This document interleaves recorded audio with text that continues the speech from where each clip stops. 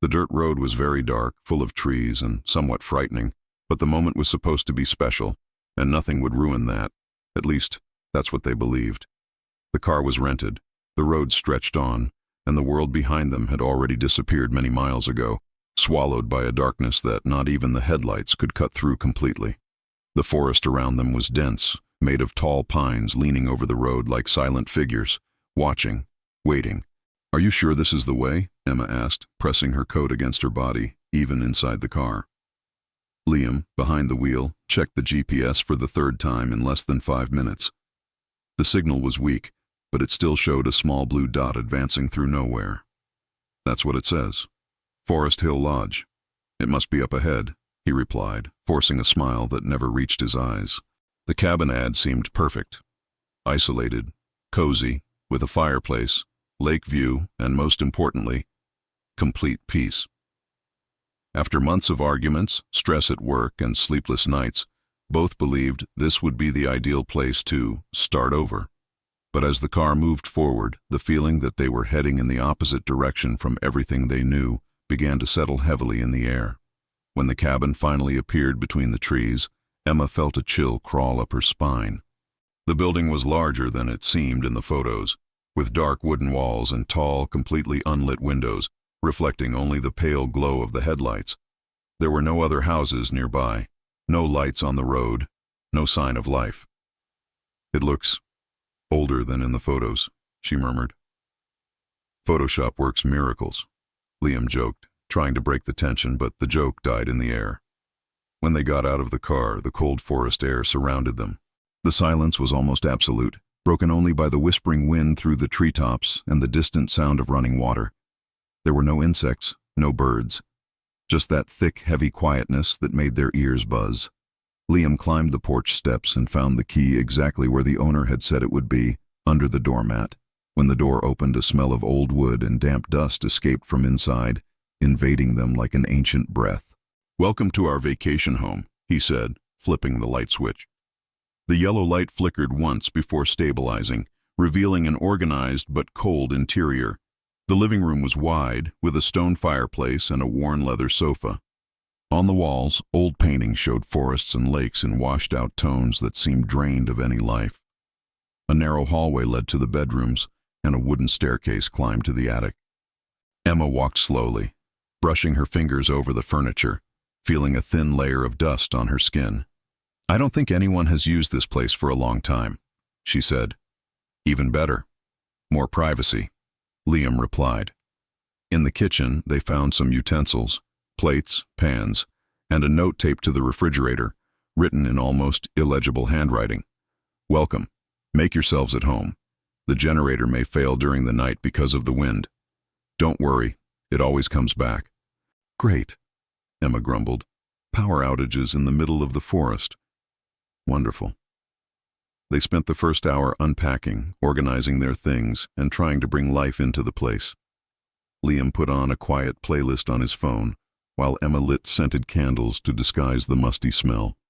Still, there was something that no light and no fragrance could chase away, a constant feeling that the house had not been empty when they arrived.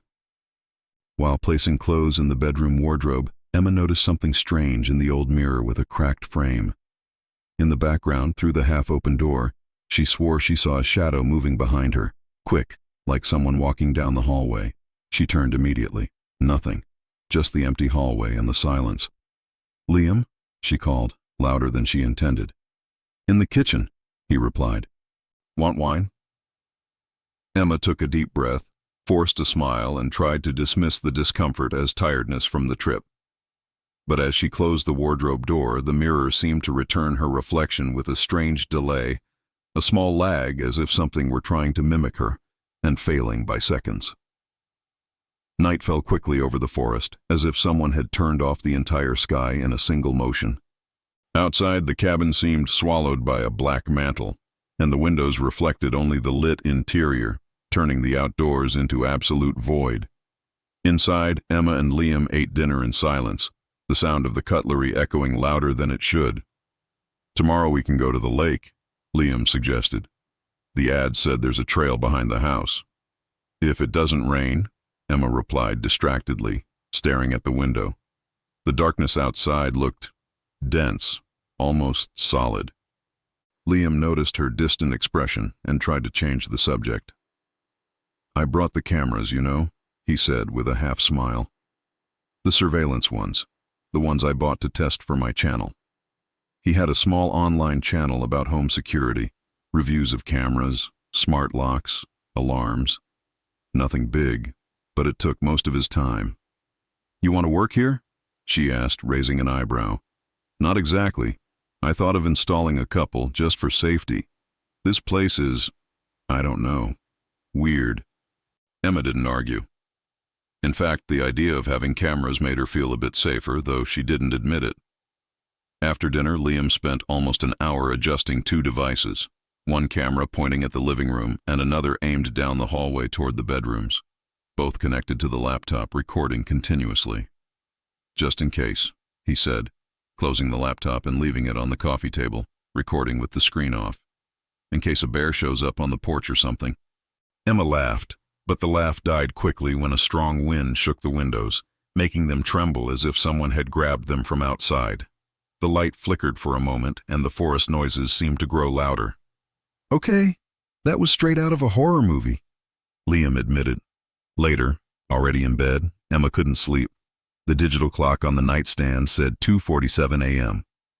Liam snored softly beside her, which normally annoyed her, but now it was almost comforting. At least she wasn't completely alone. She stared at the ceiling, watching the faint shadows cast by the hallway light. The silence there had a different weight, as if the cabin were listening. Then she heard it. A footstep. Not the casual creak of wood or the wind. It was a specific weight on the hallway floor, slow, dragging, like someone barefoot walking just beyond the door. One step, then another. Emma held her breath. The sound moved toward the bedroom, a creak followed by a soft impact, rhythmic, like the walk of something without hurry. That lack of hurry terrified her even more. There was no urgency, no fear of being seen. Whatever was out there walked as if it already owned the place. She sat up, clutching the blanket to her chest, her heartbeat loud in her ears. "Liam," she whispered. The noise stopped right at the bedroom door. For several seconds, there was nothing. No movement, no breathing. Just the crushing certainty that something stood on the other side, listening. Feeling. The doorknob clicked. Emma froze. The door didn't open, but the doorknob turned slowly downward, then returned to its position, as if invisible fingers had tested the lock.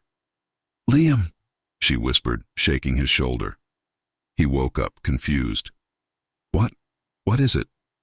Before she could answer, a sound echoed from the living room, muffled but unmistakably human. Thunk, thunk, thunk. 3 sharp knocks on the wall near the fireplace. Liam jumped out of bed. "It must be the wind. Or an animal," he muttered, clearly not believing himself. Emma didn't reply. She knew that hadn't been wind. When silence returned, only the distant ticking of a clock accompanied them. They barely slept the rest of the night, and yet nothing else happened. Until the next morning, when Liam decided to review the footage from the living room camera out of curiosity, and discovered the house had not been nearly as quiet as it seemed. The next morning, the gray light entering through the windows brought no relief. There was something oppressive about the day, as if the sky were too heavy, pressing the entire forest into the ground. Emma made coffee, trying to ignore the thoughts from the previous night, while Liam turned on the laptop in the living room.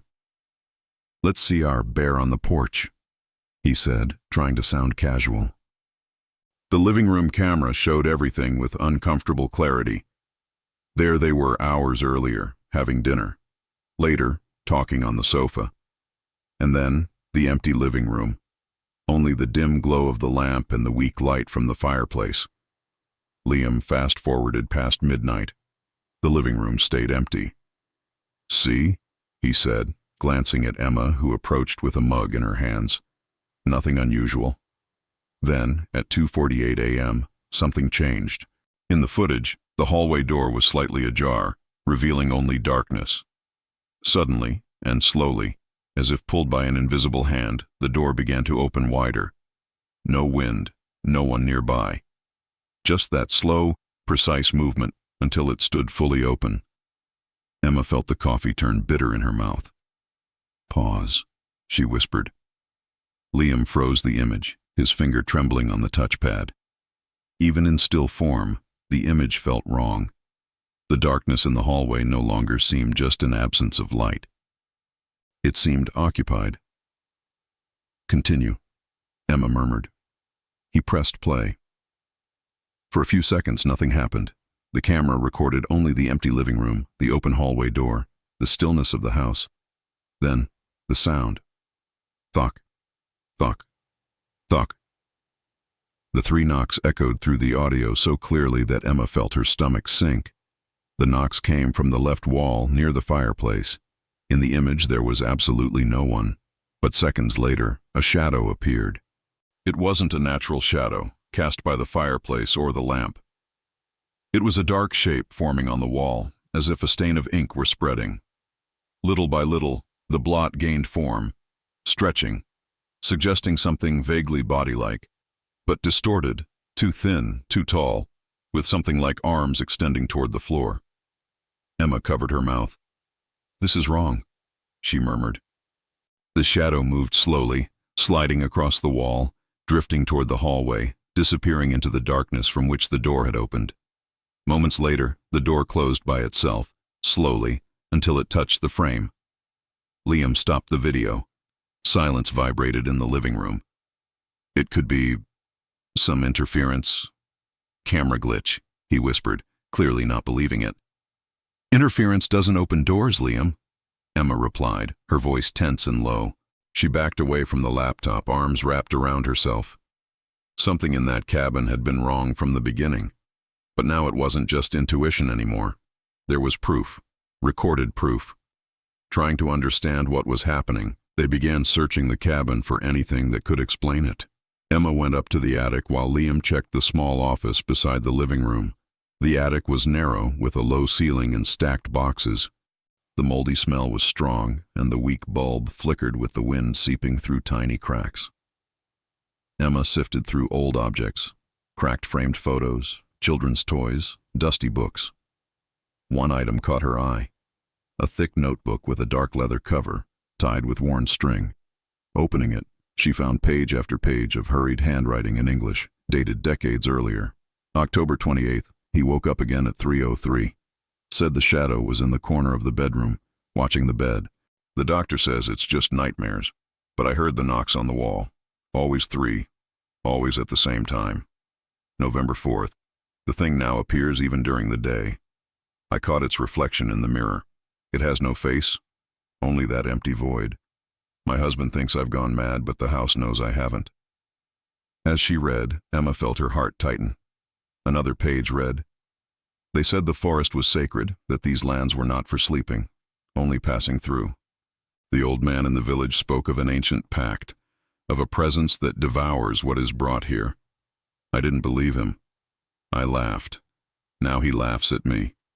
When Emma came downstairs, she was pale.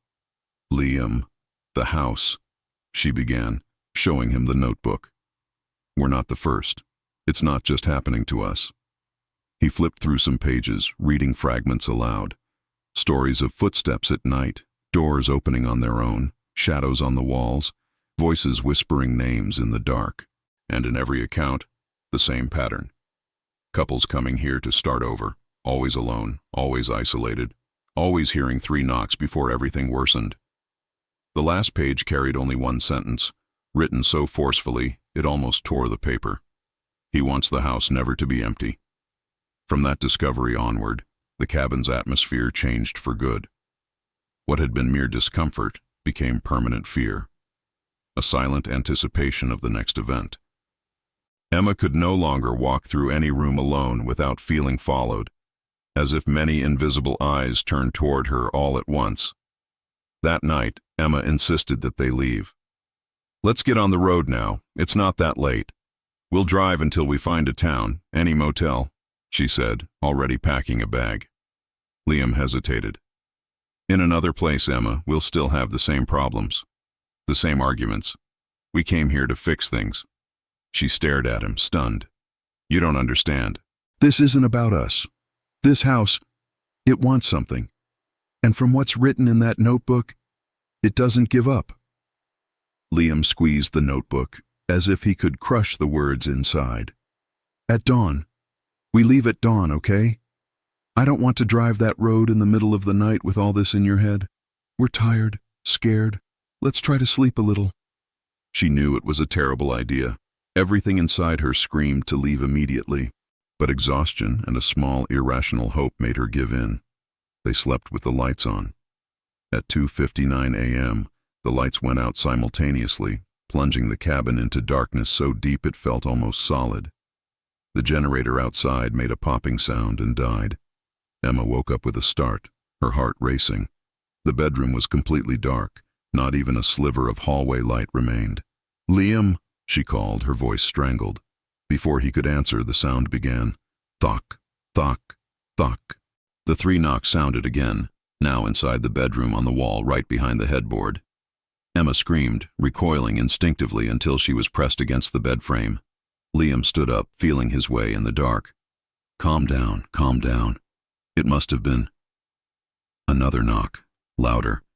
The wood seemed to vibrate. Thock, thock, thock. Stop, Emma sobbed. Stop, please. Something scratched the wall from top to bottom, like long nails tearing through the wood. The sound was sharp, prolonged, penetrating straight into the mind. Liam, shaking, grabbed his phone to use as a flashlight, but the device wouldn't turn on. No screen, no light. Nothing. No battery? He muttered, confused. But I left it charging. Every electronic in the house seemed dead. The digital clock was off. The laptop in the living room shut down. Not even the ticking clock on the wall could be heard. Then, something breathed inside the room. It was not human breathing. It was moist, uneven, as if something were learning to imitate breathing after never having needed it. Emma felt the air grow heavy, hot and cold at the same time, as if it were exhaled by something very close but invisible. An odor spread, wet soil, rotting wood, and something metallic, sickly sweet. Old blood. Get out of here, Liam shouted into the darkness. Whatever you are, get out. The answer came. A voice, low, hoarse, as if produced by a wooden throat, whispered between them, right next to Emma's ear. Stay. She froze, a scream trapped inside her. Liam, not knowing what to do, stumbled toward the door in the darkness. His fingers touched the cold surface, but when he tried to turn the knob, it wouldn't move. Locked. From the outside. A weight pressed against the door, making it clear that something stood just behind it, blocking their way. A solid, motionless presence. They could hear a rustling sound, as if something leaned its head against the door, listening to their breathing. Liam, Emma cried, tears rolling down without her noticing. Then the bed moved. Slowly, as if invisible hands were pushing from beneath, the mattress rose several inches off the floor, then slammed back down with brutal force. Once, twice, 3 times. Emma was thrown against the wall. Liam fell to the floor, panic devouring every remnant of reason. Suddenly everything stopped. The light returned. The lamps turned on all at once. The generator outside roared back to life. The clock resumed ticking. The bedroom looked exactly as before. The door, unlocked. The bed, in place. Except for one detail. On the wall above the headboard, deep scratch marks formed 3 vertical lines, like claws. The wood had been torn, and in the center of those marks, something was written, carved with the same scratches. Stay. Emma collapsed to the floor. The next morning, when they tried to leave, the road seemed different. They drove for almost an hour in the same direction from which they'd come, but the forest remained identical. No turns, no signs, no landmarks. When the cabin appeared again ahead of them, as if they had never left, Emma finally understood. The house did not want them to go, and it now seemed certain it would not let them leave. Panic gave way to a silent despair. After finding the cabin for a second time at the end of the road, Emma began laughing. Loud, hysterical laughter that broke into sobs. Liam, paler than ever, shut off the car with trembling hands. "It makes no sense," he kept repeating, as if trying to convince himself. "The road is straight. There are no turns. There's no way to loop back without noticing." But they had looped, or had been brought back. Inside the cabin, the air felt heavier. The shadows in the corners looked denser, darker than they should be. Emma could no longer stand looking at the bedroom mirror. She had begun to notice that their reflection did not always move at the same time as their bodies. Then Liam had an idea. "If this thing wants us to stay, let's show what it did. Let's record everything. If we can't get out, someone will find the cameras, the files, the truth." He turned the laptop back on, checked if the living room camera was still recording, and installed 2 more. One in the bedroom and another near the front door. Emma, terrified, held the flashlight for him. "What if this irritates whatever it is?" she whispered. "It can't get worse than this," he answered. But it could. As the day passed, small events accumulated, as if the cabin were testing its limits. Glasses slid a few centimeters across the table. The kitchen faucet turned on and off on its own. The attic door rattled even when locked. Whispers echoed in the hallway, saying random words, until they began saying their names. "Emma. Liam." Not one voice, many, layered together, like the very wood of the house had learned to speak. When night fell, the terror became a living organism. At 2:59 a.m., Liam positioned the laptop in the living room, recording live. Emma sat beside him on the sofa, curled up with her knees to her chest. The lights were on, but faint, as if their brightness were being drained by the shadows in the corners. "If something happens," Liam began, then stopped. At 2:59 a.m., the lights went out again. This time, the generator did not shut down. They could hear it running outside. But inside the cabin, all power seemed drained. Screens went black, clocks silent, darkness swallowing every corner. Emma clutched Liam's arm. "He knows we're watching," she whispered. A sound came from the hallway. Footsteps. Not a person. Many. As if dozens of bare feet dragged across the floor at the same time, moving toward the living room. Liam tried to stand, but his legs seemed trapped, as if the air around him had turned to cement. Voices began whispering louder. "Stay. Stay. Stay." From the pitch black of the hallway, something emerged. Not exactly visible, but perceptible. A distortion in the air, like heat waves, but dark. Shadows in the corners were sucked toward the center of that form, twisting, elongating, building limbs too long, legs too thin, a humanoid outline warped beyond anatomy. A faceless absence. Emma felt the pressure of that gaze, though it had no eyes. It was an invasive force, like something opening her mind without touching her, rifling through memories, fears, regrets. "Why us?" she cried.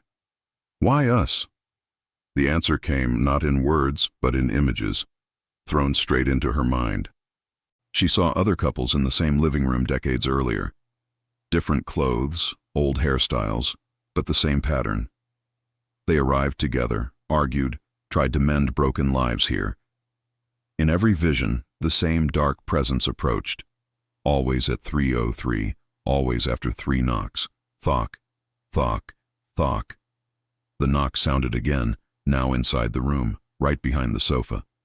Liam tried to turn toward them, but his body would not respond. Only his eyes moved, and he saw a shadow rising behind Emma, like a veil of darkness climbing from the floor. A voice spoke inside both of their heads simultaneously, crushing and absolute. "The house needs eyes. That see. It needs mouths. That tell. It needs bodies. That stay." The floor trembled. Paintings fell from the walls. The fireplace died. Flames sucked inward into pure darkness. The air grew so hot, breathing hurt.